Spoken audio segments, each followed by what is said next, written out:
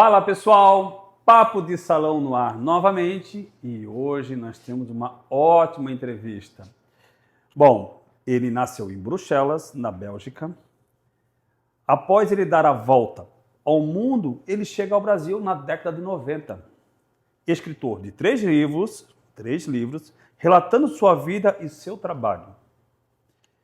Vamos saber como é um mundo por trás das lentes, a mágica que acontece por trás das lentes, como eles enxergam a alma, a figura, o que ele traduz, qual é a história por trás da lente. Claro que eu estou falando de um dos maiores fotógrafos e renomado, Philippe Deblé.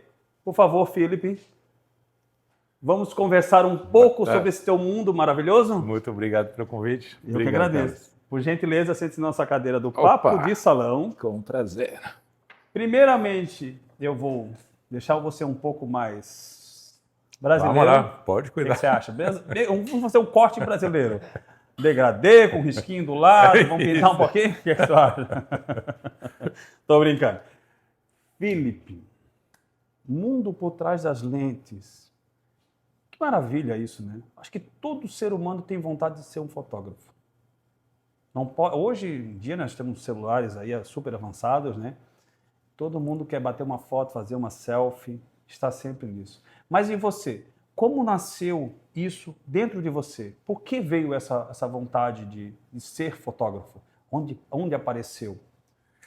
Essa é uma ótima pergunta, porque realmente foi marcante na minha vida. Ela foi aos meus 12 anos. Para minha crisma, eu recebi 2 presentes aquele dia que mudaram a minha vida para sempre. Uhum. Eu recebi um livro, aquele primeiro livro de capa dura, e olha só, era o Comandante Cousteau na Amazônia. Olha, Comandante Jacques Cousteau.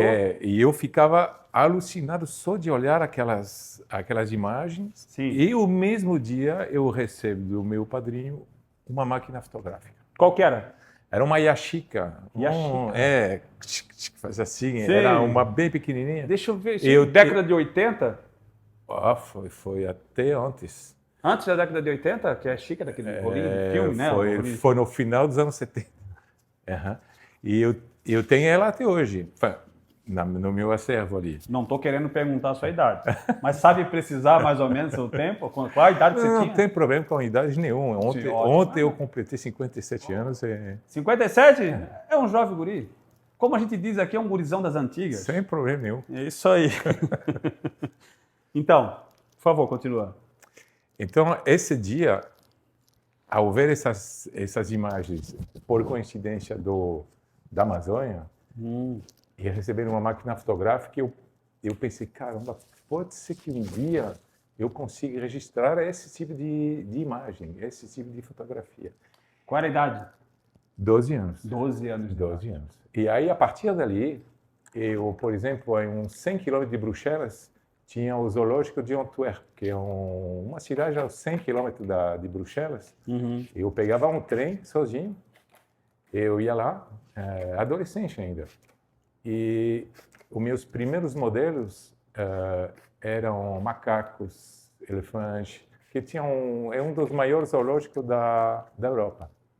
Então, eu fiquei fascinado desde sempre por animais, por vida selvagem, por bichos. Mas influenciada por Cousteau? No começo tudo nasceu ali. E principalmente o mundo selvagem. Então sempre fui atraído. Tinha aquela vontade enorme de conhecer a Amazônia. Nossa, a Amazônia Não, fui atraído sempre por lugar de difícil acesso.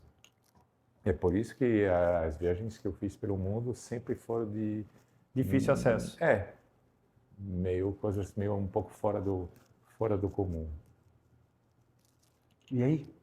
Por exemplo, vamos voltar lá com 12 anos. Pegou a máquina, foi atrás. E aí? Aí aos 14 eu publiquei a minha primeira fotografia. Eu estava no meu quarto. Sim. De repente eu vi uma fumaça longe. Eu falei, essa fumaça não é normal. E eu corri, era um incêndio. Mas esse um incêndio que tinha trancado toda a cidade de Bruxelas naquele dia. Era um caos no trânsito. E eu cheguei antes da imprensa. Então eu peguei quando o bombeiro, era um café que tinha pego fogo, e eu cheguei antes dos bombeiros, não, junto com os bombeiros, mas antes da imprensa. E quando a fotógrafa chegou, eu falei, eu já tenho essas fotos e tal. E aí ela me levou para o jornal, e aí eu fiquei fascinado também. E o dia depois, a foto que eu tirei estava no jornal com meu nome embaixo. Olha que legal. Aos 14 anos. 14 anos de idade. Começou ali. Já estava ali, tipo um Peter Parker. Estava lá batendo a sua primeira foto, só não soltava a teia, né? Não, vivia na aventura, porque queria saber do mundo selvagem. E por que o mundo selvagem? Porque assim, muita gente gosta de fazer foto de pessoas, né? De lugares, sei lá. Vamos lá, eu sou um bom leigo nisso aí, mas fotos de multimídia, de mídias, de propagandas. Mas por que o mundo selvagem? Talvez porque eu mesmo era um selvagem, e talvez ainda sou, mas eu, com certeza, eu precisava me conhecer. Teve muito autoconhecimento nessa minha jornada como fotógrafo também. Então, por exemplo, aos 17 anos, eu fiz uma viagem de trem de 10 mil quilômetros. 10 mil? Fui com meu melhor amigo e a gente saiu de Bruxelas e fomos até o lado asiático da Turquia. Só que na época não eram as viagens de trem confortáveis da época. A gente atravessou toda aquela antiga Iugoslávia. Chegamos em Istambul. Era logo depois daquele filme Midnight Express, não sei como, o Expresso da Meia-Noite, né? Expresso da Meia-Noite, Então, foi quando... Sabe que eu não vi esse filme ainda, que tá lá na ponta para me assistir. Mas você pode olhar, agora você vai olhar, porque eu estava na fronteira entre a Grécia e a Turquia, e eles fecharam, eles pararam o trem, fecharam todas as janelas, tinha uns 35, 37 graus. E eles pegaram, os aduaneiros turcos entraram, pegaram todos os passaportes num saco de batata, passaportes de todo mundo. Ficamos umas 2 horas cozinhando ali no sol, sem poder sair do trem. E aí eu tinha visto o filme pouco tempo antes, né? Então, o cara que foi preso com droga e tal, não que eu estava transportando qualquer coisa, mas enfim, foi apavorante porque às vezes, mesmo inocente, né, você fica com medo do que pode vir a acontecer, do que eles podem. Era um local isolado? Era um local isolado e também não falava língua, o trem estava cheio, estava lotado. Era tão cheio que é um trem que, para dar uma ideia, eu não estava sentado, eu estava de pé. Eu estava de pé, a minha testa encostada num... Suporta aquele bagagem? Numa banquete, isso. Eu dormi assim. Mas... Não uns 10 mil. Não. Mas foi maravilhoso esse tipo de experiência. 17 anos, né? Isso. Aí depois, minha vida, olha, sinceramente, tem muitas histórias. Pode contá-las. Nós estamos hoje aqui para ouvir as suas histórias. Como terminou essa saga do trem? Agora eu fiquei curioso. Não, terminou bem. Depois eles chamaram, eu pegamos o passaporte de volta e continuamos nossa ida aí para Istambul, voltando. Foi maravilhoso, porque imagine, 17 anos, você se sente totalmente livre. Na Europa, nessa época, tinha uma maneira de viajar que se chamava, era tipo um passaporte de trem, um passaporte de trem que você nem precisava fazer fila. Era só chegar no balcão, dizer, por exemplo, eu quero ir para Veneza. Aí você mesmo escrevia Veneza, e só passava na frente de todo mundo, o cara carimbava, e você ia lá. Entrava no primeiro trem e pronto. Então você pagava um preço X por um mês e podia viajar quantos mil quilômetros você queria. Olha que legal. Então eu aproveitei, fiz realmente muita coisa. E isso foi na Europa. Depois, Quantos lugares você conheceu no mundo? Nem tanto, mano. Uns 30, 40. Nem tanto. Não, Eu saí do Brasil uma vez, nem tanto. não tem tantos ainda para conhecer Nossa Senhora. que eu gostaria. Aí, em 89, E a por família exemplo. nisso? Ah, não, tem. Pai, mãe. É, claro que para uma mãe. Filho, como é que tu anda, filho? Cadê tu, filho? Não, mas Não? minha mãe confia que não. Confiava, né, pelo menos, que eu não. Ela estava segura também. Nessa época não tinha tanta informação, né? Aham. Então não. Ela estava tranquila. Eu dava notícia também quando eu podia. E aí eu tô no. Quanto tempo passava fora de casa, filho? Cada vez que saía? Não, ali um mês, por aí. Um mês. Sempre. É. Um mês, Isso. pega o trem, vai lá para o outro lado da Turquia, 10 mil quilômetros depois. Passa um mês. Não tem nem telefone naquela época, né? Como é que ia mandar? Telegrama, né? Não, acho que tinha telefone, sim. Tinha telefone? Tinha telefone ali. Não, estamos falando dos anos 30. Não, tinha telefone. Até nos anos 30 tinha, pelo amor de Deus. Mas assim, em lugar longe, né? Desértico, né? Você ia.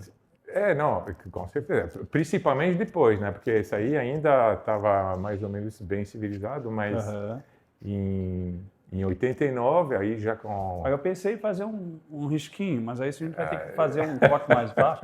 Vamos deixar para a próxima. sobrancelha. Na sobrancelha quer fazer 2 risquinhos? Não, pode ser. E aí a primeira viagem que eu fiz fora da Europa, que eu cruzei o Atlântico, né? Uhum. Hoje eu estou sem meu ajudante, Bernardo, então hoje funciona assim, ó. Aí. Pum. Pode continuar, filho, por favor.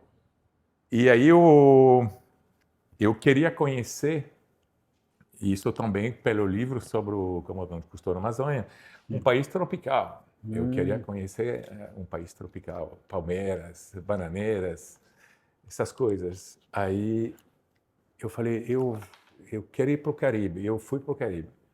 Eu tinha 21 anos e eu fui para Martinica, que é o Caribe francês. E foi também uma experiência incrível. Onde pela primeira vez eu realmente senti o calor tropical, o calor e a luxúria das plantas, os insetos. Foi Isso não te fantástico. incomodava, trazia mais vontade de estar ali. Eu estava uma criança no zoológico. Porque na Europa, apesar de eu amar, é minha raiz, os pássaros não têm muita cor, os insetos também não. E quando você chega, eu nem falo do Brasil, mas quando você chega num país assim, onde tudo fica gigante, até as baratas, as primeiras baratas que eu vi na vida foi no Caribe ali. As primeiras baratas. Bruxelas não tem barata? Não tem. Mulherada, Bruxelas não tem barata. Não tem. Se tem, são tão pequenas que não dá para. Então, não tem. Não resiste ao frio. É muito frio lá. Não. Inclusive, cada vez menos, né? Por causa do aquecimento global também lá. Chegava a quantos graus lá? Está esquentando. Bom, por exemplo, eu acabei de voltar de lá, eu peguei a maior nevasca em 10 anos. Ali caiu 18 centímetros em uma tarde. Temperatura? Quando neve não é muito frio, é -1, -2. Então ali eu peguei um -10, talvez, com a sensação térmica e tal. Até aqui nessa nevasca eu saí com a máquina para fotografar. Ele é modesto, né? E eu me desequilibrei, eu falei, meu Deus, eu estou caindo. Eu sabia que eu ia cair. Eu estava com a máquina em punho, eu não queria quebrar a máquina. E aí, na última hora, eu tive que me virar mais e não quebrei a máquina, mas quebrei a costela. Mas eu continuei... É mais barato que a máquina. Exatamente. Continuei fotografando e chegando no Brasil, que eu fiz um raio-x, aí eu vi que estava quebrado, mas aí é só esperar 6 semanas, solda de novo e pronto para outra. Que show. Caramba. Eu vou voltar porque assim, ó, você optou pela natureza. E faltou uma pergunta ali, né? Que eu acho que existiu muito nessa época. Fotógrafos sensuais, de fotos sensuais. Nunca te atiçou para esse mundo? Porque era um mundo que dava muito mais dinheiro, né? Ah, mas com certeza. Mas com certeza. Já recebi muitas propostas de moças que queriam fazer um book Sim. sensual, ou nas dunas, ou tal. Mas Hoje também. de vez em quando pode acontecer, mas como eu sou um cara de Princípios? exatamente, e mesmo se, né, a princípio era para fazer um book e tal, mas eu acho que não combinava muito comigo e eu queria realmente era registrar o que eu estava vendo, esse lado selvagem. Selvagem é muito importante. Você pode ver nas minhas fotografias no Instagram, é o lado selvagem que mais me atrai sempre. Antes de eu chegar nessas perguntas aqui, você escreveu 3 livros, né? Escrevi até mais, mas participei também de um outro mas aí eu já estou falando do Brasil, né? Porque de repente eu poderia falar como eu cheguei aqui. Eu já ia fazer essa pergunta para você. Eu sou entrevistador. Um passarinho me contou que foi o Cupido que andou flechando ali, né? Parece que em algum lugar de Bali, uma bela brasileira apareceu e os olhos brilharam, que foi a melhor imagem que você poderia bater de foto. Foi mais ou menos isso? Mais ou menos isso. Que legal. Conta essa história. Então, voltando um pouquinho no tempo, eu estou no Caribe. No Caribe, eu ligo para minha mãe um dia só para dizer: mãe, estou bem, estou vivo, não se preocupe comigo. E ela, meu filho, ainda bem que se ligou, tu tem que voltar uma semana mais cedo, que você tem que entrar no exército. Ali era exército obrigatório, eu já tinha passado algumas entrevistas, eu sabia que eu ia entrar como candidata oficial de reserva, né? Na infantaria. Então, ela falou, você tem que voltar mais cedo que você vai entrar no exército. Então, pensa bem, você. E eu estou no Caribe, tomando rum, fumando charuto de Santo Domingo, que era mais barato que os cubanos, porque a bebida, com certeza, vou chegar nossa entrevista ali. Então, eu estou nessa situação, eu tenho que pegar um avião 2 dias depois, e eu chego na Bélgica, meus pais me levam 250 quilômetros mais para o sul, no lugar mais frio, na fronteira com Luxemburgo, e eu chego lá todo bronzeado, com uma fitinha ainda com as cores da Jamaica. Eu tinha feito amizade com os jamaicanos, estava escrito Jamaica. E eu cheguei no Parade Ground, né, o lugar onde você faz as manobras, aprende a andar e tudo mais, junto com as outras recrutas que estavam comigo. E é óbvio que o sargento foi direto em mim, não foi em outro. Já me pegou pela pulseira, já me levou na frente de todo mundo e falou, ó, acabou as férias. E aí, depois... Raspou a cabeça. Raspou a cabeça, tá aqui a roupa, a farda, tudo. E passei 13 meses. Depois de 5 meses me formei como tenente, né, como oficial. Foi muito difícil. Começamos com 300, terminamos com 30. Foi realmente superação, mas fiquei muito feliz. Está me servindo até hoje o que eu aprendi lá. E depois eu fiz várias coisas em Bruxelas e várias outras viagens pelo mundo, até que um dia, em 95, eu decidi que não dava mais para continuar a vida que eu estava tendo em Bruxelas. Era um bom vendedor, até o melhor da empresa que eu... Vendia o quê? Móveis de escritório. Móveis de escritório, nada a ver com fotografia. Nada a ver com fotografia, e olha que história. É uma empresa que era do meu pai. Quando eu tive 18 anos, meu pai falou, filho, eu queria te deixar a empresa, eu queria ficar mais um ano, te contar os segredos tal, e depois eu me retiro e você fica tal. Eu não queria isso. Eu não queria isso. Eu queria uma vida de aventura. Eu não queria, principalmente, estar numa empresa onde eu estaria Preso.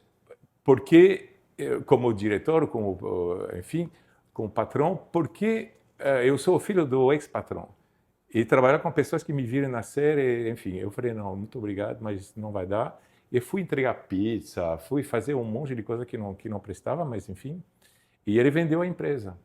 Anos depois, voltando depois do exército, tudo mais, anos depois, ele falou, filho, se o problema era eu, né, já vendi a empresa, porque eu estou vendo que tu é um vendedor nato, por que tu não vai propor teu serviço nessa empresa? Agora não é mais minha. Aí eu achei um desafio. Em vez de começar no topo, eu comecei no chão. E aí até para a questão de impor, do ganhar o respeito, né? Exatamente. Como você falou, você era o filho do dono, você ia começar já lá no alto e as pessoas não iam te dar aquele respeito necessário que você queria ter. Nem eu ia me dar. Então eu comecei do zero e em um ano me tornei o melhor vendedor de todos os tempos da empresa. Só que depois de alguns anos de vários problemas, inclusive a dependência já estava alta. Já estava alta. Eu fiz o que o cara que tem esse tipo de problema sabe melhor fazer, é chutar o balde. Então é isso que eu fiz. Eu cheguei uma hora no escritório dos meus patrões, né? Eu dei uma carta para cada um, era carta de demissão, e um deles falou, mas Felipe, você é nosso melhor vendedor, o que você vai fazer? Falei, eu estou indo para o Vietnã. E assim que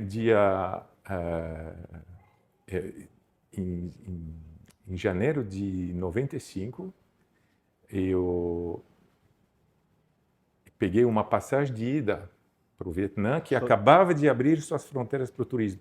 Não tinha nada nem ninguém. Eu cheguei lá em Hanoi, no norte do Vietnã, eu desci do norte ao sul sozinho, um mês, com minha mochila nas costas, e foi uma viagem incrível. As pessoas, as crianças, corriam atrás de mim para tocar meu nariz, porque o deles é achatado, né? Uhum. E aí eu comia na rua, ninguém falava a minha língua, então eu tirava as tampas para ver o que era arroz, ovo, tudo, né? Às vezes tinha cachorros pendurados, essas coisas. Então, mas assim, incrível. As moças lindas, de vestido longo, as que andavam de bicicleta para ir na universidade, elas me olhavam comer assim na rua, mas com muito respeito, mas com muita curiosidade também. Isso foi logo, que ano que foi esse? 95. Ah, não, tá certo. Em 95. Bem depois da guerra. Acabava de... 20 anos depois da guerra. Uhum, mas estava em recuperação ainda. E depois de 50 anos de comunismo com os russos. Então, os únicos brancos que eles conheciam eram os russos e não queriam mais saber dos russos naquela época. Então, foi uma viagem extraordinária. Eu vi paisagens que hoje é tudo muito desenvolvido lá no Vietnã, né? Muitos investimentos e tal. Mas, na época, e as fotografias que eu tenho de lá, e a natureza é exuberante no Vietnã? É exuberante, fantástico. Realmente, florestas muito... Eu sou apaixonado por floresta. Se o dia que eu estou deprimido, eu me coloco numa floresta, eu já renasço. Porque eu adoro. Eu me sinto muito bem. Em 91, eu tinha ido na Tailândia e na Malásia. A Malásia, eu fui na reserva de Taman Negara, que é uma reserva de uns 4.000 km², muito mais antiga que a Amazônia, por exemplo. Ela tem 130 milhões de anos e a Amazônia tem 10 milhões, só para ter uma ideia. Lá tudo é gigante. É árvores que também tem na Amazônia, eu sei, mas os insetos, por exemplo, lá tem uma cigarra, é maior que a minha mão. É tipo um pássaro. E quando ela baixa as asas, parece um grito. Então, eu estava no meio de uma floresta que uma vez eu peguei uma chuva tropical. Eu estava dormindo numa casinha junto com uns indianos. E chegou, por causa da chuva, chegou umas dezenas de escorpião preto. Mas pensa, aquele mesmo daqueles filmes lá com o escorpião. Sim, o rei escorpião. Exatamente assim, chegou assim, e o velhinho estava sentando numa cadeira, não falou nada, pediu para a filha alguma coisa, a filha chegou com uma tesoura, ele só e cortou o ferrão ali e deixou o bichinho continuar assim. Pelo menos o que passou perto dele, ele fez isso. Eles não atacam, o escorpião não ataca, só se sentir acuado. Sim, né? sim, claro. É igual cobra, qualquer outro bicho. Caraca. Não, floresta é algo que eu acho maravilhoso. E aqui, então, estou bem feliz. Então, a tua vinda para o Brasil? Então, eu estou no Vietnã. Do Vietnã, eu passo de país em país no Sudeste Asiático. Porque quando eu dei minha demissão, eu fui para o mundo. Eu não sabia se era para 6 meses, para 1 ano, 2 anos, 10 anos. E aí eu chego na ilha de Bali e lá eu vou num bar de surfista, né? Aqueles telões gigantescos com ondas e pá. E eu, cara, eu sou um cara bem tímido, né? Não sou de dançar nada. Só que eu estava já num estado, vamos dizer, bem, né? Mais do que alegre. Então, totalmente desinibido. E até tirei a camisa. Eu já estava andando há 8, 9 meses também. Já estava tudo bronzeado, quase cozido. E tirei minha camisa jeans ali, fiz assim, joguei ali com meus amigos que eu tinha feito amizade. Tinha um do Irã, o outro da Califórnia, enfim, tudo surfista. E aí eu fui dançar com 2 meninas lindas. E uma em particular estava... Eu sentia que tinha alguma coisa. Só que eu estava... Deu match. Só que eu estava tão para lá de Bagdá que ela me deu carona. Era uma quadra, era 1 quilômetro de carro. Eu consegui dormir no carro. Vacilei. Ela não falava a minha língua, eu não falava dela. Eita! E aí eu pensei que tinha sido claro a gente vai se ver de novo. Manezinha? O mesmo dia, quase. Hoje vamos dizer que mas era paulista. Braba! Mas ela já morava há uns 10, 15 anos já em Floripa. Uhum. Aí eu o dia depois eu volto lá, pensando, bom, ela vai estar lá. Ela não veio. Eu falei, será que ela entendeu? Será que eu me expressei bem? Eu falei, bom, talvez ela pensou que era outro dia. E outro dia eu cheguei, ela entrou, ela passou na minha frente, nem olhou para minha cara. Aí eu falei, você vai para o carro, pega uma carona, você vacila e dorme? Pô. Falei, exatamente. Eu falei, não, mas tudo bem, eu não vou vender tão fácil assim, vamos lá. E aí consegui conhecer. Mas como que vocês se comunicavam? Porque, porque ela não falava a sua língua, né? Principalmente o inglês, provavelmente, né? Porque você fala inglês. Ela falava muito pouco inglês. E, bom, obviamente que o francês ela não falava, e eu não falava português, né? Então... Acho que quando você falou que era fotógrafo, eu falei assim, não, esse cara vai fazer meu book. Não é isso, não? Não. Mas aí ficamos 2 meses juntos lá em Bali. Ela tinha uma loja de Bali ali na Lagoa da Conceição, né? Uma loja muito famosa que durante muitos anos. Então ela ia lá fazer compras para mandar fazer roupas, comprar artesanato e tudo mais. Né? E enquanto ela fazia esse trabalho, eu explorava a ilha, tirava foto, fazia a ilha inteira ali, tinha alugado uma caminhonetezinha ali. E aí quando eu achava uma coisa maravilhosa, eu voltava com ela para mostrar o que eu tinha descoberto. Né? Então ficamos 2 meses e meio nessa ilha maravilhosa, até ela me dizer, quer morar comigo numa ilha no sul do Brasil? E assim eu cheguei... Ela que chegou intimando. Chegou aqui aí, ô gringo, e aí, vai ou não vai? Foi mais ou menos assim, né? Mais ou menos assim. Aí eu, na hora, falei, é para já. Só que... Não, sou tolo, como diz o Manezinho, sou tolo, vou perder a oportunidade. Por outras razões, não deu para viajar exatamente junto com ela, mas eu veio 2 meses depois.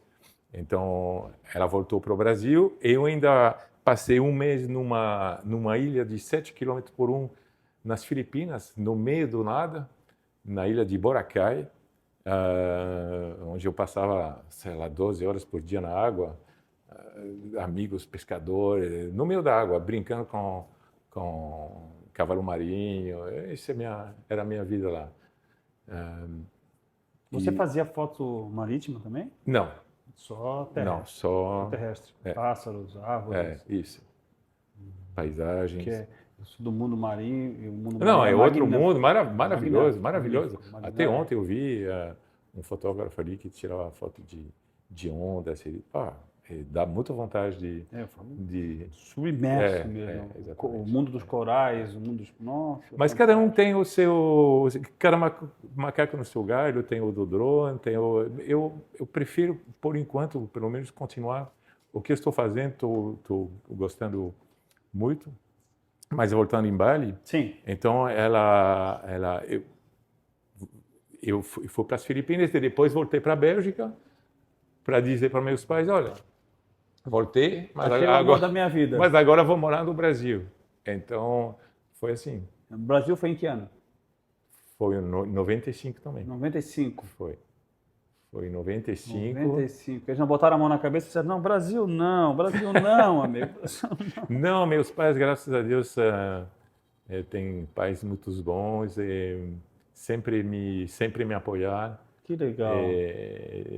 Bom, meu pai também, ele morou muitos anos na África, né? Então, e eles também gostam muito de viajar, então acho que tinha essa tranquilidade. E também acho que confia em mim, né? Que qualquer coisa ruim eu voltava, né? Falando em confiar, agora a gente vai entrar num tema que a gente ia até um pouco mais à frente, mas já que a gente tocou em alguns pontos desse aí, durante a sua trajetória, a sua vida, você teve problemas com alcoolismo e outros, vamos lá, malefícios, né? Certo. Como foi essa entrada com o álcool na sua vida e como você se libertou disso? E o que vinha junto com o álcool? Porque o álcool sempre traz alguma coisa, né? O alcoolismo, ele é triste, muito triste. Muito e ele triste. traz alguma coisa junto, né? Muito triste, embora... Perdão, se você puder falar sobre isso, claro. Não, lógico. Eu não tem tabu e até gosto de falar desse assunto porque, quem sabe, eu posso ajudar alguém, né? Para mostrar que é possível viver uma vida plena, feliz, sem bebidas, sem drogas. O álcool me destruiu bastante. Eu nunca imaginei que um dia eu ia me tornar um independente, né? Comecei aos 11 anos. 11 anos? Uma festa de família, uma coisa bem comum, com meus primos, tomaram um espumante, eu acho. Mas logo vi que aonde eles pararam, eu não parei, eu continuei. Porque hoje já se sabe que o alcoolismo é uma doença, né, reconhecida pela Organização Mundial da Saúde. E provavelmente já... Felipe, quer uma água? Sim. Por favor. Obrigado. Sabe que essa água aí é uma água batizada, né? Água do Papo de Salão. Ótima. Delícia. Boa, né? Igual Boa. Essa você não vai tomar em lugar nenhum. Só no Papo de Salão. Por favor, continue. Então, já senti que fazia... Então, o alcoolismo, provavelmente já nasci com essa predisposição genética. Seus pais também? Não, é genético, não é especialmente hereditária, né? Não é de pai para filho, mas está nos meus genes em algum lugar. Se eu não tivesse tido contato com álcool, provavelmente nunca teria ficado doente. Mas eu falo 11 anos, mas na verdade não foi nem 11 anos. O meu primeiro contato com álcool foi 8, 9 anos, quando a minha avó, ela dava uma colherada de fortificante para todo mundo ali na fila indiana, eram meus primos todos, os netos dela, né? Uma colherada antes de comer para abrir o apetite. Você no Brasil, vocês tinham a Biotônico Fontoura. Biotônico Fontoura. E ali era um xarope à base de alga, tanto faz. Quando eu escrevi o livro, contando minha história, eu pesquisei, eu adoro pesquisar, e aí eu percebi que, na época, na composição tinha álcool etílico. como também tinha o biotônico Fontoura. Hoje não tem mais. Não, foi banido, Porque eles sabem hoje, mas na época não se sabia. Como também não se sabia, na Bélgica, só para você ter uma ideia de onde eu nasci, a Bélgica, a terra da cerveja, né? Servia cerveja na merenda escolar até 1970. Até 1970, a criança almoçando na escola. Tinha direito a uma cervejinha. Era uma cerveja chamada de cerveja de mesa, uma cerveja de 1,5 grau de teor alcoólico, mas enfim. Se seca pagodinho, escuta um negócio desse, é uma loucura. Ele é peixe para nascer de Nossa, novo na Bélgica. vou nascer de novo na Bélgica, né? Pô, cerveja na merenda, pô. Ainda mais carioca, assim, pô, não, tá lá, por favor. Então isso foi o começo. Depois você vai experimentando. É isso. O meu negócio era experimentar. Nunca imaginei que eu ia me tornar um dependente. Todo tipo de álcool. Todo tipo de álcool, até misturas absurdas que eu fiz. Então, álcool destilados, cerveja, vinho. Minha mãe é francesa, então a gente tinha uma adega relativamente boa. Até de presente, por exemplo, Dia dos Pais, para o meu pai, eu dava um livro de cave, que é um livro onde você escreve as suas garrafas que estão na adega. Uhum. Né? E eu ainda falava para meu pai, não, pode deixar que eu vou lá anotar o que tem. Então eu anotava e algumas eu deixava do lado para beber sozinho no estacionamento do prédio, por exemplo. Então já na adolescência já começou assim. E qual era a tua sensação? Bom, a sensação realizado? Não, com certeza não, mas o álcool ele dá prazer, né? Sim. Bom, pelo menos no começo ele dá prazer. Só que também deprime. Exatamente, deprime, dá prazer, logo depois deprime. E depois você sempre quer sentir o mesmo prazer que no começo, e tu nunca vai conseguir, porque tu sempre vai querer mais e mais e mais, e tu não acha mais aquele prazer lá do comecinho. Tu não acha mais. Então você precisa de cada vez mais dose, né? Esse, na verdade, desculpa te cortar, isso na verdade é o princípio de todas as drogas, né? Drogas mais fortes, Sim. né? Você inicia com aquele prazer absurdo e ela já não te sacia mais e você começa a usar cada vez mais, até quando você se dá conta, você se tornou uma pessoa dependente daquele uso, né? Exatamente. E o que aconteceu comigo também, porque junto com o álcool, né? Quando eu cheguei no Brasil, aí já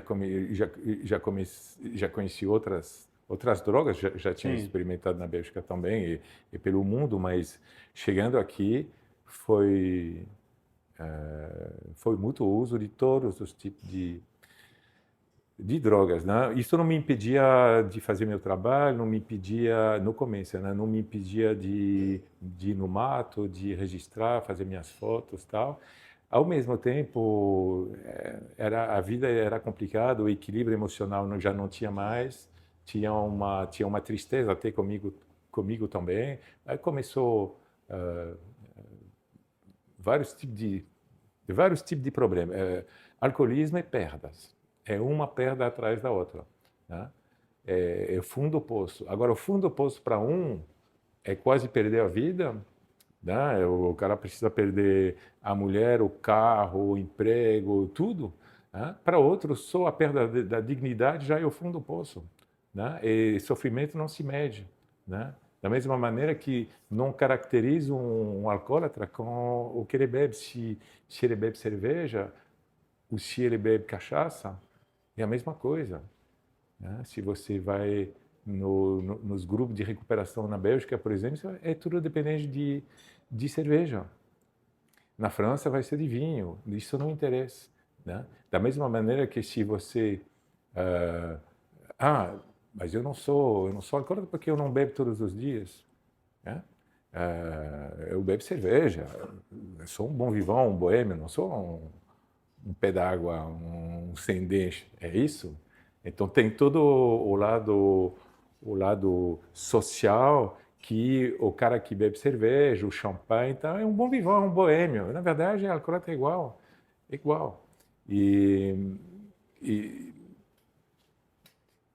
não interessa se você bebe 5 dias por semana, o dia todo. Se cada vez que você bebe, você perde o controle sobre o seu consumo, você tem um problema de dependência. E aí, você primeiro admitir isso demora muitos anos. Eu demorei 25 anos. E depois você procura ajuda, aí fica mais fácil. Mas o que foi esse gatilho que te fez perceber isso? Foi todo o sofrimento ou foi muita perca? Ou os dois juntos? Os dois juntos e várias coisas nítidas que aconteceram que eu estava perdendo o controle. Dentro do teu âmbito familiar, da tua família, como era essa situação? Como eles tratavam essa situação? No começo era uma situação normal para eles verem você bebendo? Ou eles começaram a se preocupar e verificar que você começou a passar dos limites ali? Eu acho que eu saí na hora certa para a minha mãe. Eu não sei, eu acho que a minha mãe meio que estava fazendo assim, sabe? Tipo, colocando a cabeça no buraco para não ver. E eu também, o dependente, ele é muito esperto para manipular, para esconder. Então, eu não deixava rastro. Eu saí de casa, eu tinha 23 anos, ainda morei em Bruxelas até os 28, mas não morava mais com eles. Mas indo e voltando dos lugares do mundo, né? Sim, sim. E essa ida e voltando dos lugares do mundo, esses lugares que você frequentou durante o mundo, você teve problemas? Claro, você tinha problemas com álcool, mas problemas com a polícia, com moradores, faz o álcool? Nunca. Nunca? Nunca. Eu não sou uma pessoa que Eu tive muita sorte também, mas eu nunca fui de me meter em encrenca. É por isso que eu consegui viajar tanto sem ter problema, porque eu respeito as regras, os costumes das pessoas. Eu não chego tipo em colonialista, né? Ou eu sou europeu, nada. Aqui eu que sou estrangeiro e aqui vocês me acolheram muito bem. O brasileiro sabe acolher muito bem o estrangeiro, então eu sou muito grato da maneira que eu fui recebido aqui. Em 6 meses eu já falava português, bom, infelizmente com esse sotaque que não quer me largar, mas tudo bem. Você fala muito bem em português. Mas, Felipe, quando você conheceu a sua esposa, você era dependente do alcoolismo, né? Você era alcoólatra, né? Já tinha esse costume de... Quando eu cheguei no Brasil, eu primeiro fiquei surpreso de tanta gente bebendo cerveja. Eu pensava que só se bebia cerveja na Bélgica, mas não. No Brasil se bebia muita cerveja. Cerveja ruim, né? Mas... Bom, ainda bem que foi você que falou. Mas como não tinha... Mas o brasileiro foi descobrir a boa cerveja depois que inventaram a cerveja artesanal. Cara, ainda bem... Porque enquanto não se bebia muito aquele suco de milho, né? Ainda bem que eu parei de beber antes que a Stella Artois chegou, né? Porque agora tá em qualquer supermercado tem cerveja belga para comprar, né? Mas é uma longa caminhada até você chegar e dizer, cara, eu estou precisando de ajuda. Aconteceu muitas coisas. Comecei, por exemplo, a ter problema em todas as juntas. Eu fui ver uma médica, uma reumatologista, eu expliquei, eu falei para ela. Falei, olha, eu bebo bastante. E aí ela me disse tudo que eu queria ouvir. Ela falou, você bebe o quê? Aí eu falei, cerveja, eu sou belga, né? Sempre era a minha desculpa. Né? Sou belga. Cerveja tudo bem, maneira um pouco. Tá. Só que anos depois eu... Por que a cerveja tudo bem, né? Eu conheço pessoas que bebem diariamente. E na época que eu até bebia também, hoje também já não bebo faz um bom tempo. E eu comentava, que eu sempre fui beber, como eu pratico muito esporte, eu bebia sempre no final de semana, uma cervejinha ou outra, assim, mas bebia também um pouco mais da conta. E acaba atrapalhando o meu esporte, então eu larguei de vez, né? Mas as pessoas que eu conhecia, elas bebiam todos os dias. No mínimo. Se a pessoa não tomasse 6 latinhas de cerveja no dia, não estava bom para ela. E eu comentava, fulano, acho que você precisa de ajuda, cara. Tu é maluco, isso não existe, só porque eu bebo cerveja. Isso aí me dá prazer, pelo menos eu chego, tomo a minha cerveja, fico mais calmo. Claro, claro. E está trocando uma situação por outra, né? Ele acaba achando que dentro daquele mundo ali, que é uma droga também, ele satisfazendo naquele momento, não está prejudicando ele, mas ao longo está prejudicando. E você que é pai, você é o espelho do seu filho. E o seu filho percebe que aquilo ali é uma coisa natural. E você, com 11 anos, menos de 11 anos, 8 anos, começou com xarope, mas começou a beber uma espumante com 11 anos de idade. E aquilo, com certeza, desculpe, é uma influência familiar. Com certeza. Porque se a sua família fosse uma família que praticasse outros hábitos, você seguiria outros hábitos, né? Mas como a sua família praticava aquele hábito, você não sabendo da sua condição genética, você começou a beber e ali veio a sua doença a aflorar, né? Então... isso é um reflexo até conhecido e comum quando você, inclusive, quer ajudar alguém, né? Porque o familiar, o amigo, no começo, ele tenta, de alguma maneira, chamar a atenção da pessoa sobre o seu consumo. E o cara menos quer ouvir isso. É por isso ele dá coisa. Ele não quer que fale sobre isso. Então, vem a negação. Mas é uma particularidade, Felipe, desculpa de novo, não só do todo... Bom, toda pessoa que utiliza de produtos químicos, né, álcool, drogas, ele só consegue sair, como você, por si próprio. As pessoas que utilizam, elas não saem porque um pai, uma mãe, um irmão, um tio, ou sei lá, os amigos tentam fazer ela sair. Se ela não tiver a vontade própria de enxergar o que você enxergou, de ver o que estava transformando a sua vida, e além de tudo, ser forte o suficiente, porque você sendo dependente, você é fraco, você se torna fraco, e você renasce das cinzas, sai do fundo do poço, se torna uma pessoa forte, ser forte o suficiente para lutar contra uma doença que não só mata, como destrói muita gente. Então eu acho que você está de parabéns por isso, tá? Pela sua força de vontade, né? E dentro dessa situação. O meu maior prazer hoje além de fotografar, é tentar ajudar outras pessoas também, né? Por isso que eu faço, por exemplo, um trabalho voluntário no Instituto Psiquiátrico especializado aqui, na dependência química, né? Faço um trabalho voluntário há uns 9 anos lá, com os internos, para mostrar que é possível viver uma vida tal, mas realmente você tem que querer, começa assim, mas para querer, você primeiro tem que ter perdas.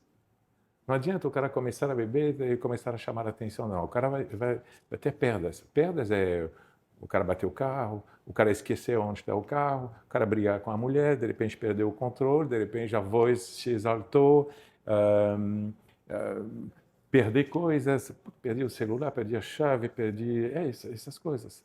Perdas, perdeu a amizade. A dignidade. Né? Dignidade. Dormir na rua. Não, se mijou todo. Se mijou todo. Né? Aconteceu comigo esse tipo de coisa. Eu conto num dos livros que eu escrevi, eu conto todas essas histórias para que justamente alguém possa se reconhecer e dizer, putz, mas eu também passei por isso. E, então existe uma luz no fim do túnel e tal. E aí, quando eu estava já pela bola 8, já no bico do urubu, como a gente fala, aí eu fui numa clínica médica aqui na Lagoa da Conceição, pedi para falar com um médico, né, que tem um anonimato ali também, né? E eu sabia que não ia sair de lá. Eu nunca vou esquecer dela, a doutora Gabriela. Falei, doutora, a senhora não me conhece, também não conhece, mas é o seguinte, eu bebo todos os dias há muitos anos, uso drogas todos os dias há muitos anos, eu não consigo parar nem metade de um dia. Fala um pouquinho mais alto por causa do microfone. E eu não consigo parar nem metade de um dia. E ela me diz, Felipe, nem todos que querem parar conseguem. mas os que conseguiram, que eu conheci, passar pelos Alcoólicos Anônimos.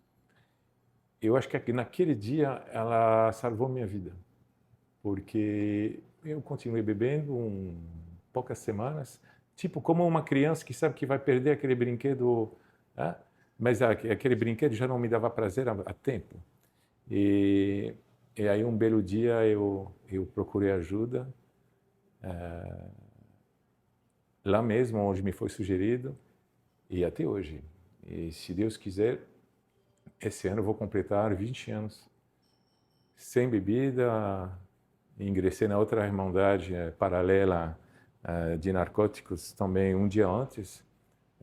E hoje eu estou abrindo meu anonimato porque é meu anonimato. Eu não tenho o direito de abrir o anonimato de ninguém, mas eu tenho o direito de abrir o meu se com isso eu posso ajudar alguém. Então isso é a ideia, né? Junto com a fotografia, a minha chegada no Brasil é tentar mostrar que a vida na bebida e nas drogas não tem futuro.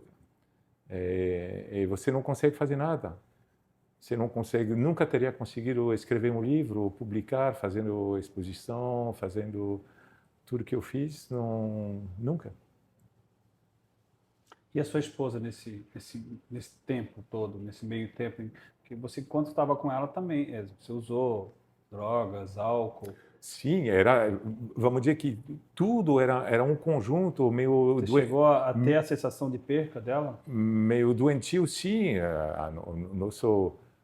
Nossa relação estava por um fio há muitos anos, eu vou dizer, devido a isso. Mas tudo o contexto também estava meio que contaminado, onde a gente morava, a vizinhança, as visitas constantes em casa, era o tempo inteiro no meio da droga, da bebida, das visitas constantes. E muitas vezes visitas dela, e eu meio que europeu, que é acostumado com um núcleo familiar muito pequeno, que gosta da sua privacidade e tal, eu me sentia com a minha privacidade invadida o tempo inteiro, pá, e a cada vez que entrava alguém tinha que ter aquele costume lá, pá, pá, pá, e era um inferno. E por incrível que pareça, Mas você não imaginava que a nossa cidade aqui teria um âmbito tão forte também direcionado à droga e à bebida, né? com certeza não, e eu também só via, no final, eu só via quem usava, quem bebia. Era o teu foco, né? Buscar Não, aquilo que te fazia bem. eu não, para mim, todo mundo usava, ninguém não usava. E quando eu entrei em recuperação, e que eu comecei a, por exemplo, ir no restaurante, coisa que eu não fazia mais porque eu não comia, né? A minha comida era as calorias da cerveja e fora as outras drogas que também que te corta a fome. E aí eu comecei a ir no restaurante, meio que me dá de presente. Eu comecei a perceber, falei, caramba, olha só, essa mesa não está bebendo, está bebendo suco de laranja, essa aqui está bebendo água. Eu comecei a ver um outro mundo, um monte de gente que não bebia. Outro exemplo, eu tinha um Fusca, eu tenho até hoje. O Fusca na época que eu parei de beber, meu Deus, o Fusca era igual eu, era tudo assim, ó, um paralama assim, era tudo podre, tudo a pintura, tudo arranhada, o para-choque. Então, hoje, meu Fusca está um brilho, está maravilhoso. E na época, eu só via na rua os Fuscas podres, igual a mim. Hoje, eu não consigo, se tiver um, eu não consigo nem olhar. Não chama a minha atenção. Hoje, eu vejo só os que estão em recuperação. Então, é isso. Eu mudei meu foco. Né? Para falar uma linguagem de fotógrafo, eu mudei meu foco. Mas sozinho você não consegue. Você tem que tomar a decisão sozinho.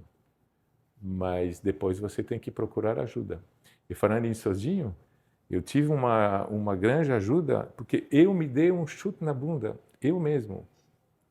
O dia que eu procurei ajuda, eu liguei para os meus pais.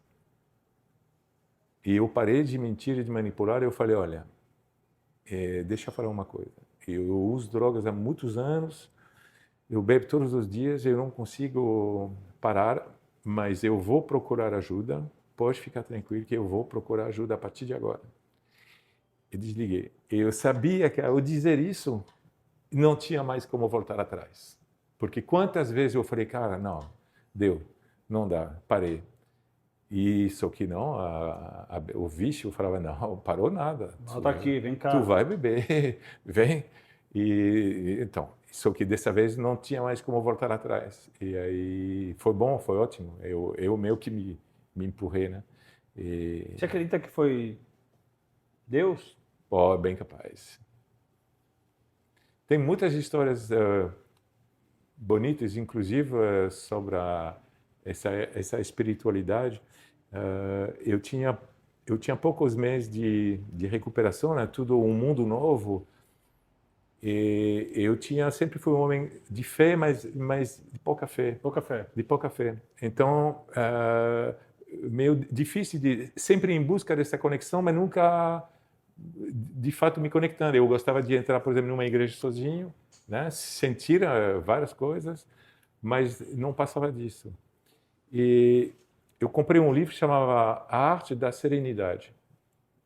E no fim de semana eu pegava meu Fusca, eu explorava um mundo novo. O meu mundo, Carlos, ele tinha se restringido a isso, a nada. Então, eu tinha parado no final, nos últimos meses, eu tinha parado até de fotografar, de ir no mato, nada. Por quê? Porque não vai ter bebida, porque não vai ter... Você começa a calcular os lugares onde você vai. Eu totalmente antissocial, de repente para não ser julgado, né? E você muda todo o teu ciclo de amizade também, né? eu Ou não... você continuou com o seu mundo? Não, eu costumo dizer, eu não coloquei ninguém fora da minha casa. Eles que deixaram de vir. O que eu vou fazer na casa do Felipe? Não tem mais Não tem mais a não droga. tem mais a droga, não tem mais bebida, não tem mais nada. O que eu vou fazer na casa dele? Então, eu não coloquei ninguém. Literalmente expulsando seus demônios, né? Não as pessoas, mas aquilo que vinham com elas. Né? Mas aí tu percebe que alguns eram amigos, mas outros eram companheiros de corpo, né? Companheiros de uso. Aí é totalmente diferente, né? E só para voltar nessa, porque essa parte com certeza vai te tocar. Eu estou lendo esse livro, A Arte da Serenidade. Eu pego meu Fusca e eu vou para Urubici. Cara, Urubici é longe, de Fusca é mais longe ainda. Eu chego no Morro da Igreja, de frente para Pedra Furada, eu sento numa pedra, eu leio, eu vejo, tem o cânion ali e tem a Pedra Furada na minha frente. Eu leio o livro. E nesse momento eu leio uma passagem que diz assim, ó, acreditar no poder superior, em Deus, não é como entrar num chuveiro, é mais como ser envolta por gotas de neblina, papapá. Nessa hora, eu olho para frente, cadê a Pedra Furada? Uma neblina gigantesca que tinha subido do cânion, tinha chegado em mim, até eu me virei, não dava nem para ver o Fusca mais. Aí os que não acreditam vão dizer, é lógico, todo dia, fim de tarde, naquele lugar, fecho de neblina. Mas para mim, não é isso, porque é a passagem que eu estava lendo e eu estava em busca dessa conexão. Então isso foi um despertar espiritual para mim que nunca mais me largou, no sentido de que eu sei que eu não estou sozinho e eu sei que eu nunca esteve sozinho. Até porque eu me coloquei em muitas situações de risco no mundo inteiro, bebendo, usando drogas e nada aconteceu de grave. Olha como ele te ama, né? É.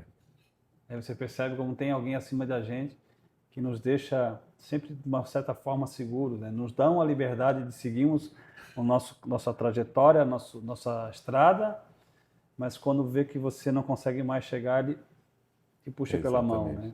E agora é a minha hora de retribuir um pouco. Retribuir para ele com a forma que você está retribuindo. Cara, isso, de uma certa forma, é um grande exemplo, né? Você tem filhos? Tenho uma filha que, graças a Deus, teve um pai presente, né? Porque eu parei de beber, ela tinha de usar drogas, ela tinha 3 anos e meio, não consegui parar antes. E eu fui um pai presente a vida dela inteira. ido nas reuniões da escola, tudo eu fiz, tudo eu acompanhei, as viagens pelo mundo, fiz muitas com ela também, para deixar ela fala francês fluentemente, e ela é manezinha. Eu sou de fora, mas eu fiz uma manezinha. Então, claro, tu já ganhaste o teu mané card, amigo. Já tens o teu mané card. Sim, sim. Já tens a manezinha. E você parou para pensar com certeza nisso, né? Que você seria o espelho dela e queria ser um espelho bom? Com certeza. Hoje eu não impedi ela de ir usar álcool, até porque impedir muitas vezes é um efeito contrário. Mas pelo meu exemplo, primeiro ela é super do esporte, ela é fit, ela é tudo. E ela sabe também. Ela sabe todo o meu percurso, ela tem ideia e ela é feliz sem. Então, isso é que é maravilhoso. E a sua esposa? Então, na verdade, eu me separei em abstinência. Em abstinência? Às vezes acontece isso mesmo. Se suporta até na bebida e, de repente, na abstinência muda as coisas. Mas se tem uma coisa que eu me orgulho de ter conseguido é nossa separação. Hoje não tem... Foi uma separação... como se chama, amigável, né? Não foi litigiosa, né? Então eu consegui a guarda compartilhada da minha filha, né? Que isso eu queria muito e até hoje é assim. Até hoje é assim. É uma semana na casa da mãe, uma semana. Eu fui o primeiro a conseguir isso em Santa Catarina. Bom, bem verdade que muitos pais também se separam e não querem saber do filho, né? Só quer não pode ser chamado de pai, né? Em pai nem mãe, né? Mas eu, para mim, era a minha vida e, com certeza, a vinda dela me deu aquela força para tentar sair do buraco, porque eu não queria que a minha filha tivesse um pai assim e até, de repente, eu morrer muito cedo, né? Com certeza, se eu não tivesse parado, já teria morrido faz tempo. Trouxe consequências físicas para você? Sim, com certeza. Eu tinha essas dores nas juntas, eu tinha vários quadros de diarreias, enfim, uma coisa, um inferno, uma degradante, né? E, olha, 7 dias de abstinência trouxe a minha vida de volta. Nunca mais tive dor nas juntas, nunca mais passei por o que eu acabei de falar. É vida nova. Perdi 20 quilos em 3 meses. Bom, já recuperei, né? Parei de fumar depois e tal. Mas, parei de fumar 2 anos e meio depois também. Já faz 15 anos. Não, faz mais, 17 anos. Porque eu pensei, bom, você parou de fumar... Não, você parou de beber, parou de usar drogas. Vai continuar te matando fumando 2 maços de cigarro por dia. E eu parei. E hoje, eu que sempre corri atrás da liberdade, né? Era o mundo inteiro e tal. Mas estava preso... Eu estava preso no vício. No vício. A liberdade eu conheci quando eu me livrei disso. No vício.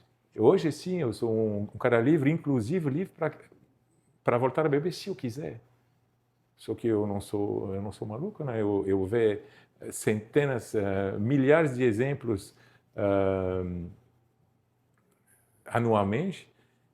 Não tem um que voltou a beber e que veio dizer, cara, estou bem, estou no controle, eu consigo controlar o meu consumo. Acho que não existe. Você não existe. Sabe que você não tem o controle. Não existe. Não importa quanto tempo você fique sem. Porque eu sou portador dessa doença, entende? Então, a partir do momento que você sabe disso, e outra, você não pode encarar a renúncia como uma perda. Renunciar não é perder, renunciar é trocar.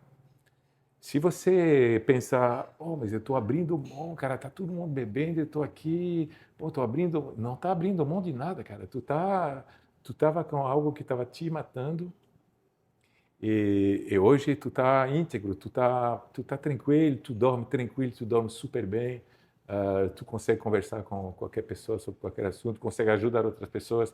Minha mãe não está não está preocupado à noite aonde eu estou, o que eu fiz, se eu bati o carro, se... Já aconteceu 3 dias procurando o carro. Bah. Eu tinha estacionado, mas não lembrava aonde. Demorei 3 dias para achar. Essas coisas, né? Meu diretor quer te fazer uma pergunta. Fala bem alto, diretor, vai. Felipe, eu queria te perguntar um pouquinho. Você falou uma coisa que eu achei bem interessante, que você encontrou a recuperação na sala de recuperação em 2 irmandades, né? Exato.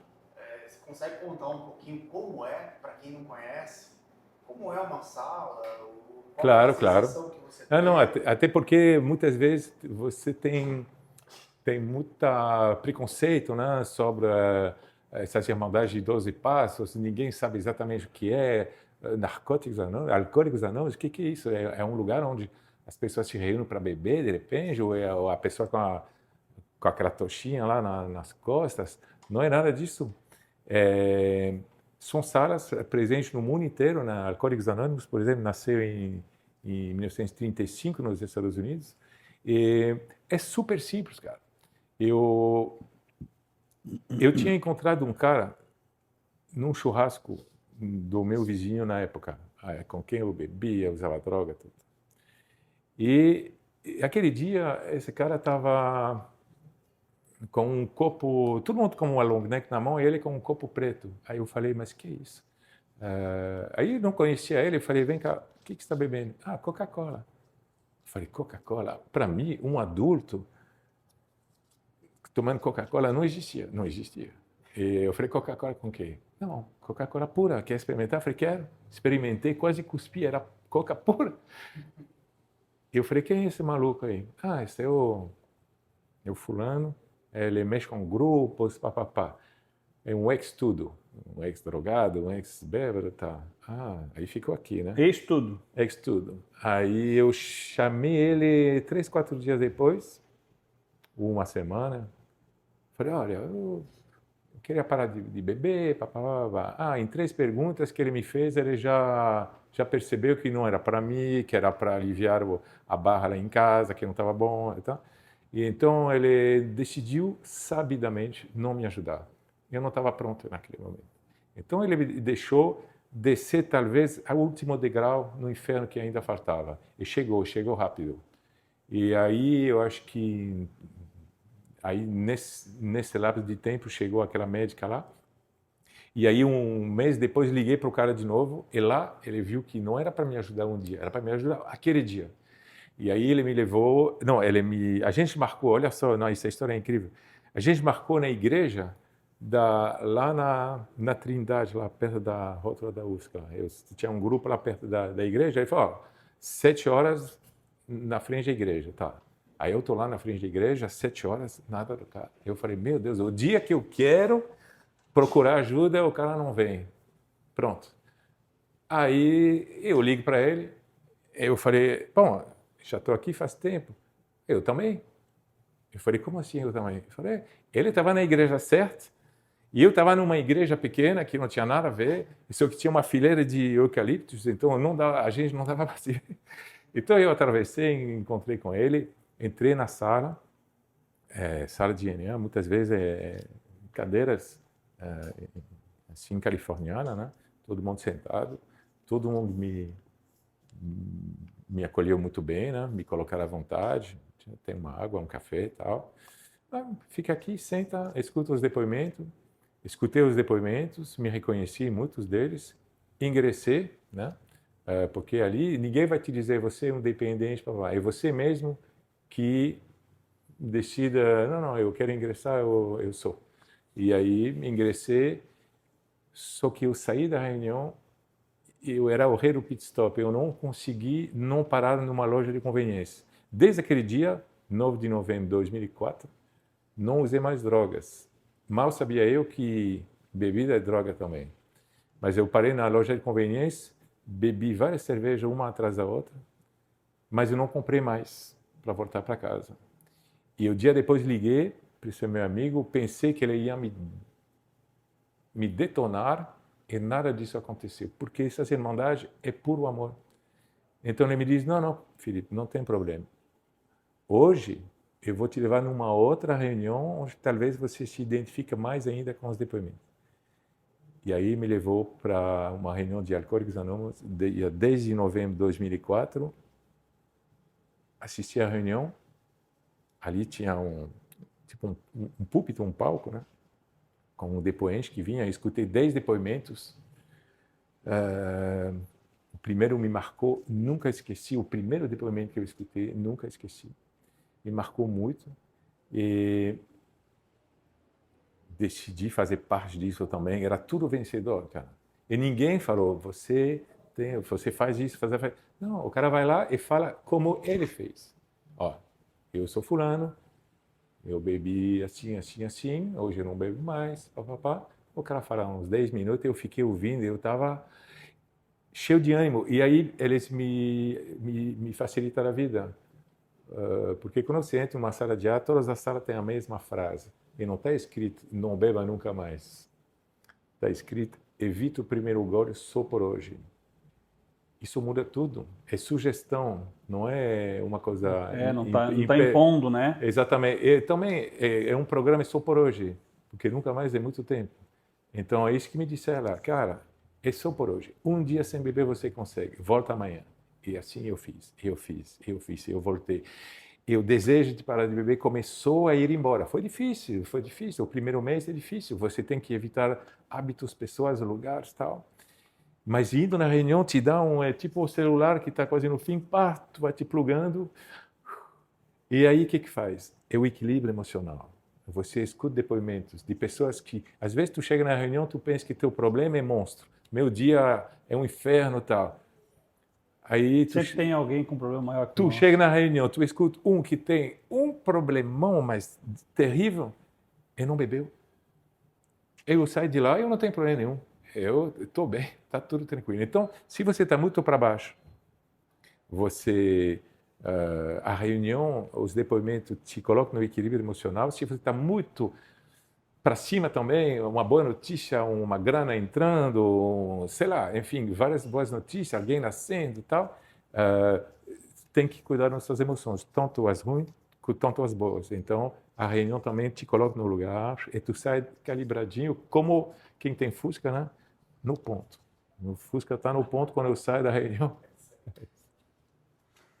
Felipe, dentro desse mundo da fotografia, como é que eu vou tentar explicar isso? Eu, por exemplo, eu pratico esporte de luta. E dentro do meu esporte, eu jogo para fora meus demônios. Quando estou um dia muito estressado, tenho muitos problemas, eu vou e levo para aquele saco de bater ou para minhas aulas de jiu-jitsu. Não machucando, não, mas sim jogando para fora dentro de você. Esse período de abstinência, de recuperação, ou até hoje, a foto te fez jogar esses demônios para fora? A foto, quando você estava na mata, sem o álcool, você conseguia jogar aquele teu demônio para fora, e quando você estava fazendo aquilo que você mais ama? Com certeza. A fotografia sempre foi uma terapia para mim, e a fotografia de natureza em particular, porque, como o nome indica, é de natureza. Então, você está em lugar onde não tem gente, em geral, o mínimo possível. Então, você, Deus e a natureza. Né? Exatamente. Ou um todo. Exatamente. Só. Então, é tipo, eu vou fotografar a lua cheia, e de planejamento, tu imagina onde ela vai sair, tudo isso é planejamento, não é só, ele estava lá, ele estava no lugar certo, na hora certa. Não, tem planejamento ali, mas eu sou, nossa, e às vezes, por exemplo, uma vez, muitos anos atrás, eu estava um dos lugares que mais gosto aqui, que era o Sertão do Peri, ali, né? Lugar super selvagem. Aqui no sertão do Ribeirão da Ilha ali. Exatamente. O lugar era...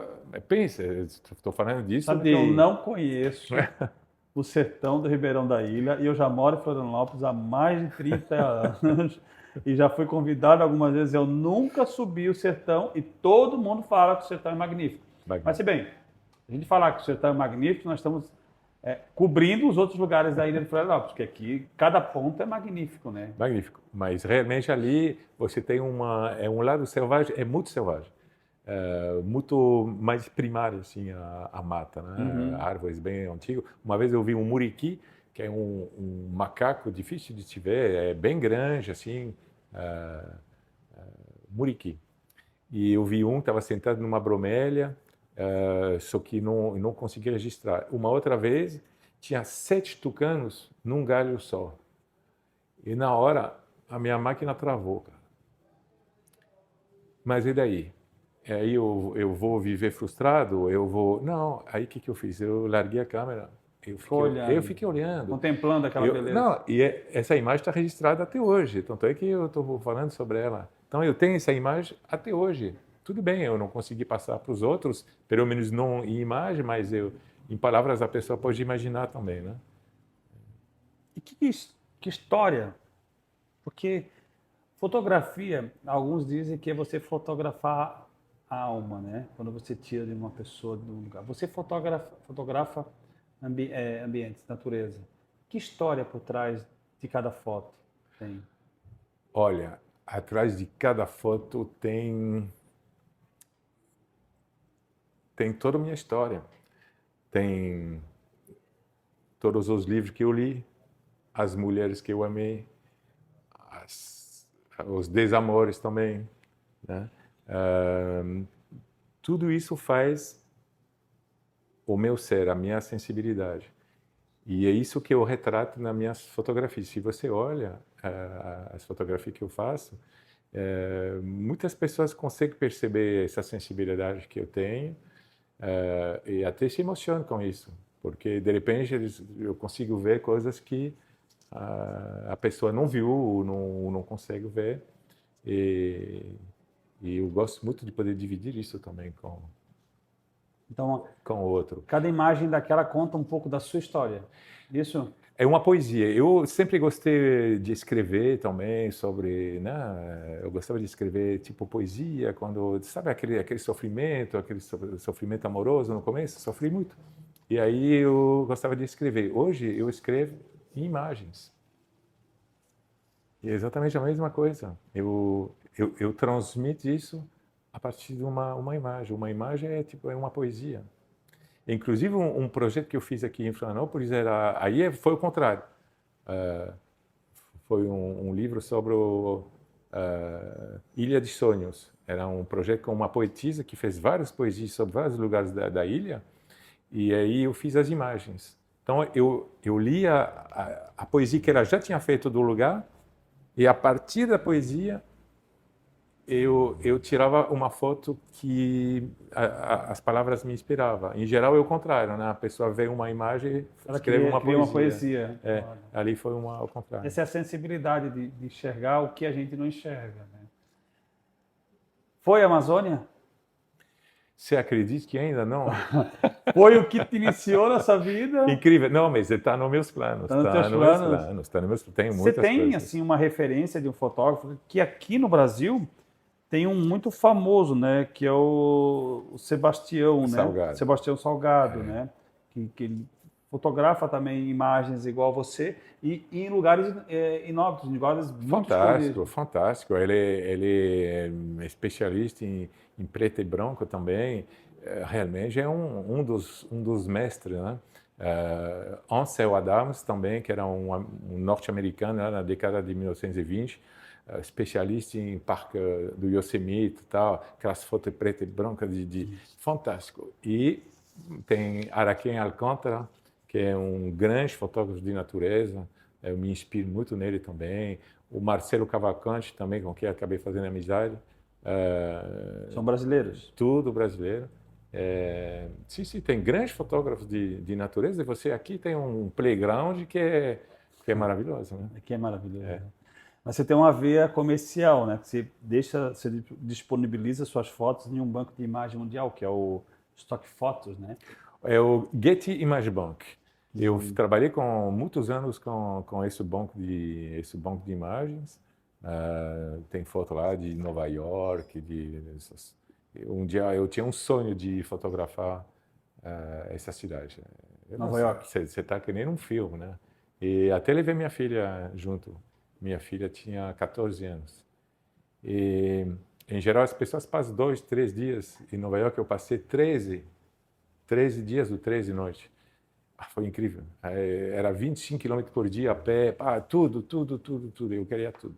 E adorei. Então, essas fotos estão lá nesse banco. Como é que funciona esse banco de imagens? As pessoas conseguem ter, elas pagam para ter acesso a esse banco? Sim, as pessoas... Elas utilizam essas fotos para o quê? Para mídia? Na verdade, propaganda? quando você coloca suas fotos em banco de imagem, você Nem se pergunta para que é.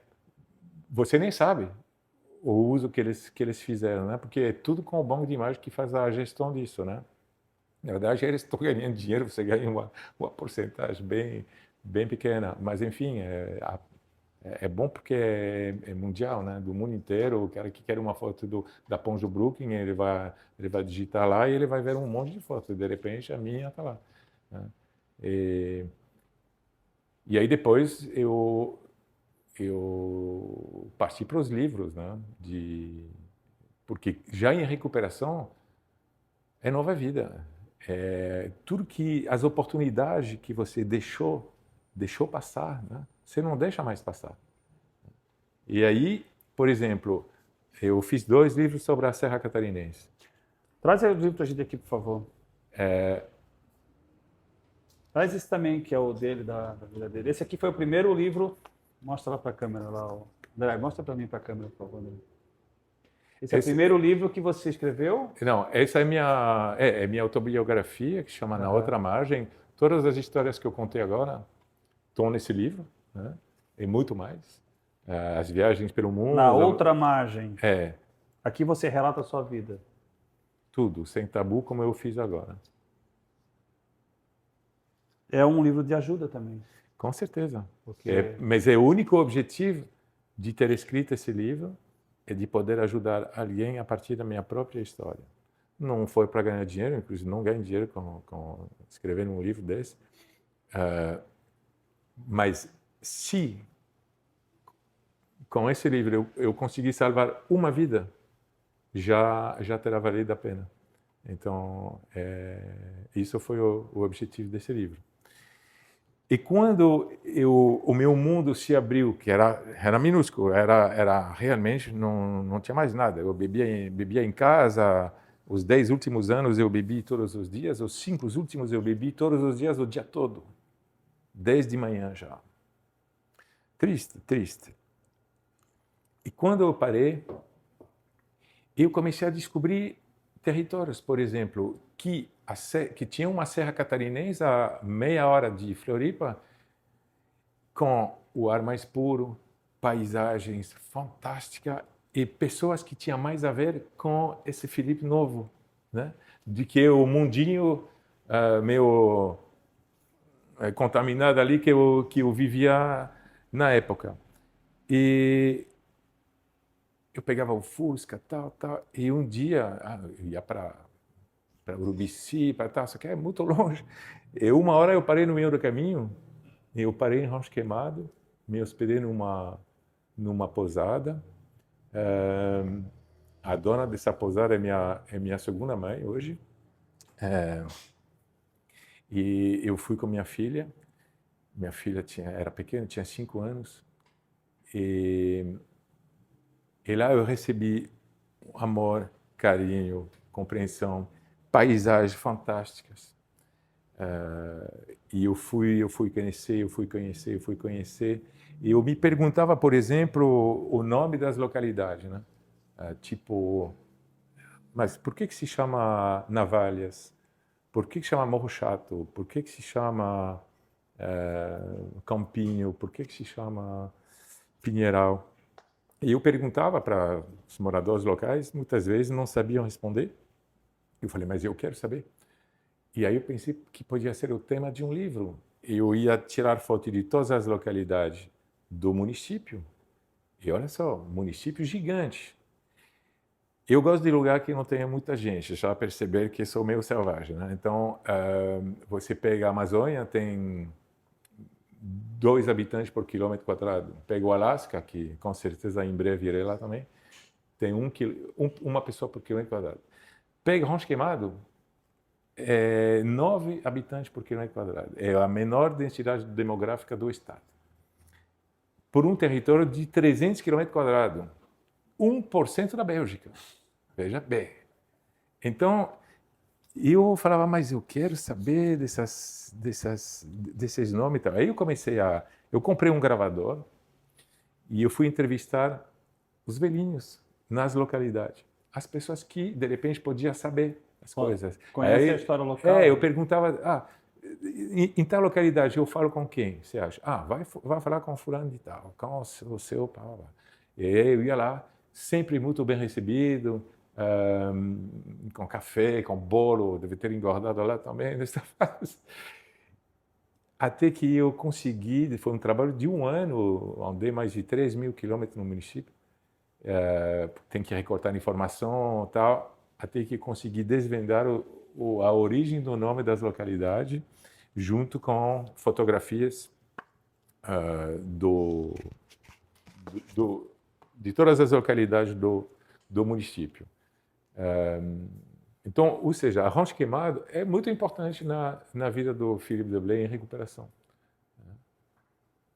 Eu tenho um carinho imenso. Hoje eu consegui comprar uma pequena terra lá, eu construí um refúgio de montanha.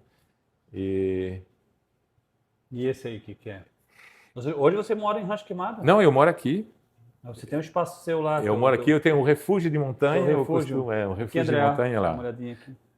Outro dia até vi uma entrevista de um Rancho Queimado, Suas Belezas e Sua História. Philippe Deblay. Livros que eu lancei, esse aqui eu lancei na Casa da Memória, por exemplo, lá em Rancho Queimado, que era uma casa que fazia parte... Olha, só o início já é magnífico, né? Que era do governador César Ramos, né? Ele ia lá para, tipo, como ele tinha... Enfim, ele tinha Olha que paisagem magnífica, né, gente? Meu Deus. Problema de saúde, ele precisava de altitude, né? E aí ele ficava lá e às vezes até despachava de lá. Então eu lancei lá, cara, teve 350 pessoas, no município de 2.800, foi gigante. Olha. Eu lancei também na Assembleia Legislativa. Boa Vista. Cara que um tempo atrás estava no fundo do posto, então foi uma vitória. Os cavalos, vocês estão curiosos, né? Estão curiosos, calma.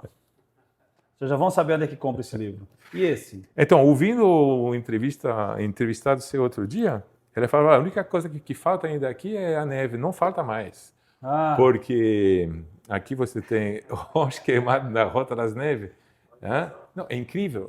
Vai dizer isso para um europeu que neve no Brasil, nunca vai acreditar. Mas você sabe por que neva aqui, né? Sei. E eu sei que você sabe. Que você é um estudioso. Você sabe por que neva aqui? Por favor, explique ao nosso aluno. Então, para nevar você precisa de 3 coisas. Isso. Precisa de umidade, precisa de frio e precisa de pressão. Altitude. Então, por que neva mais em Santa Catarina do que no Paraná ou Rio Grande do Sul? É simples. Em porcentagem, acima de 900 metros, o território de Santa Catarina teve 20% acima de 900 metros. No Paraná é 12%. Rio Grande do Sul, 1,67%. Pega, gauchada! Santa Catarina é mais frio que o Rio Grande do Sul. A cidade mais fria de Santa Catarina, do Brasil, é São Joaquim? Acho que é Urupema. Não, Urupema. Urupema. Pega, gauchada. Mas São Joaquim sempre foi a referência, né? Sim, da neve. Neve lá em São Joaquim. Olha só o que eu fiz. Quando teve aquela nevasca, eu estava em Floripa, me dirigi já de madrugada para conseguir registrar e tal. E eu queria também saber, eu sempre escrevo histórico e tal. E o que eu fiz? Eu liguei para o Ronaldo Coutinho, o homem do tempo aqui, né? Sim. E engenheiro agrônomo que tem a Clima Tempo lá em São Joaquim. Uma sumidade na meteorologia. Eu entrei em contato com ele, pedi para entrevistar ele, fui até São Joaquim, entrevistei ele, e pedi para ele escreveu a introdução do meu livro. E ainda fizemos um lançamento, foi uma prova, porque foi um lançamento lá em São Joaquim, na Vindima. Festival de vinho de altitude. Eu em recuperação, mas tudo bem, tudo são provas. São provas. O homem está mostrando para ti que tem que passar por barreiras, né? Eu sentia que alguns estavam se mordendo, porque eu estou lançando um livro sobre rancho queimado, na neve, e aquele ano de 2000... Mas esse não foi em Rancho Queimado. Foi? Essa neve toda aqui em Rancho Absolutamente, justamente. Em 2013, quando começou a nevar, todo mundo subiu a serra e correram para São Joaquim. Não nevou lá.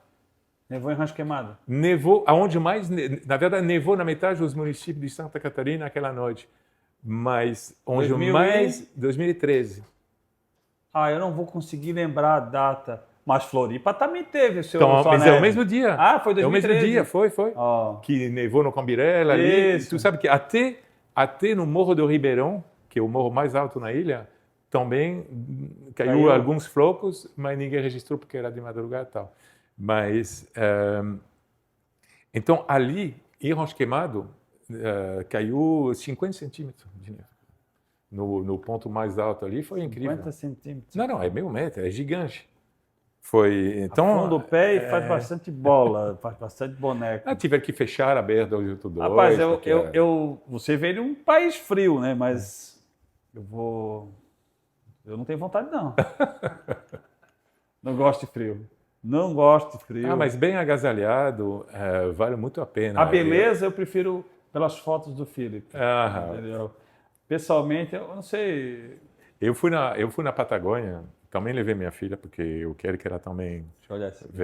Eu levei na Patagônia alguns anos atrás, no inverno também. Nossa, aí eu fui em julho, que é bem frio. Aí tinha O problema é a umidade. Exatamente. Eu vou te falar uma coisa, Felipe. Talvez seja estranho, mas sabe que isso aqui te traz mais próximo de Deus do que outra pessoa? Olha. Você está dentro da criação dele. Você consegue trazer isso aqui, de uma certa forma, para as pessoas que não conseguem enxergar. Olha a beleza que é isso aqui.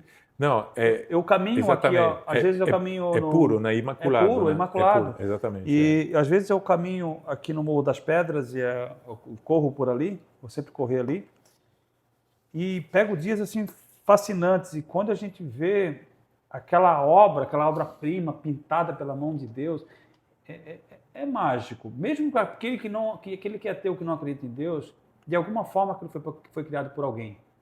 É lindo demais. A lua cheia, quando você chega no Morro das Pedras e vê aquela lua gigante refletindo na água, é fantástico. É fantástico. Eu saí uma vez do meu treino lá no Rio Tavares, eu vi aquela lua e, não, eu vou ter que passar lá. Adoro também me conectar com a lua. Ou até, Rancho Queimado também, o bom disso é a ausência de poluição luminosa à noite. Então, para tirar foto da Via Láctea, por exemplo. Por exemplo, daqui a alguns dias, daqui 4, 5 dias, vai ser a lua nova.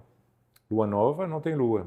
Não tem lua. Não tem luz. Consegue enxergar muito mais as estrelas. É fantástico. Né? E a Via Láctea, mas aí tem que ser um lugar sem luz.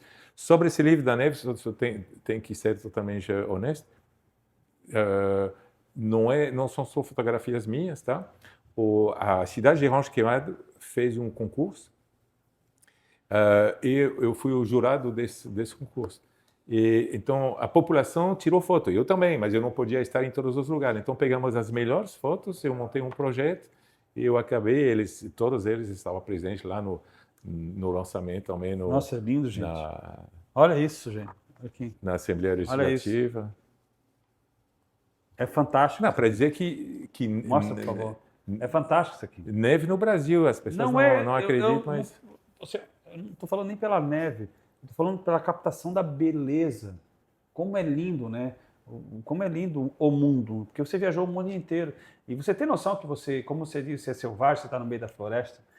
Você tem noção como você se conecta, de uma certa forma, até de repente ele foi lá, buscou um dos fotógrafos, né, dele, Assim, opa, tu não vai morrer aqui nessa praia não, levanta, vem cá.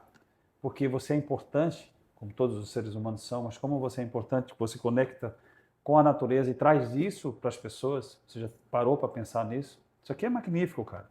É tão magnífico que eu quero saber onde é que se compra isso aqui.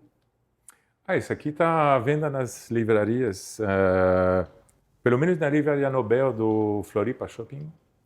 Tem todos esses Livraria Nobel. Tem algum site? Ou fora da livraria que você tem para vender isso aqui? No próprio site da E contato seu? Via Instagram. Só no Instagram? Por favor, passa o seu Instagram. @Philippe Deblé. O Felipe é o Felipe francês, né? É Philippe. Deblé. Já ficou igual o manezinho. Vamos devagar. Philippe. Debled, Debled. É isso aí. E aí você vai ter acesso Já ganhou um Mané Card e já quer falar igual um manezinho. Cara, tô fascinado. Isso aqui é lindo. Tô fascinado com a tua história. Você é um guerreiro. Você realmente superou os teus demônios. Não te deixou perecer. Subiu. E dentro disso, né? Dentro dessa divindade que você traz aqui, ele te trouxe junto. Ele foi te buscar. E hoje você faz isso para as pessoas. Além das suas fotos, a sua ajuda. E eu gostaria que você encerrasse hoje o Papo de Salão deixando uma mensagem para essas pessoas que não conhecem a sua obra e as pessoas que lutam contra essa doença, não só do alcoolismo, mas essa doença do vício. Por favor. O que eu posso dizer, por exemplo, através de cada fotografia minha, que seja um pássaro voando, uma lua nascendo junto com uma árvore, cada fotografia é um grito. Só que não é mais um grito de desespero, é um grito de vida. E eu acho que isso está aparecendo nas fotografias. E queria deixar uma mensagem para quem, de repente, está ainda preso nas garras do álcool, das drogas, que não sabe como fazer, não sabe como procurar. E dizer que existe caminho, não fica sozinho, porque sozinho a gente não consegue.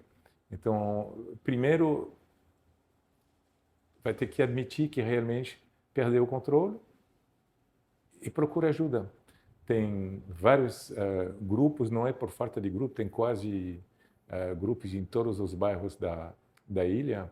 Então, procura uma sala e seja feliz. Porque, da mesma maneira que o dependente faz sofrer muita gente em sua volta, o recuperado, ele faz muita gente feliz em sua volta também.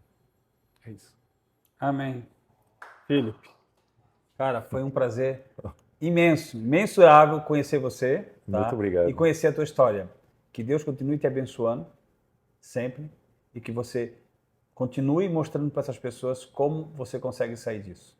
Amém. Muito obrigado pelas palavras. Parabéns, tá? Pessoal, valeu. Fica aqui um programa que eu não esperava tanto, mas que eu sempre acho que todos vão ser bons demais, mas esse foi fantástico. Fica aqui um abraço grande, a mensagem do Felipe e até a próxima.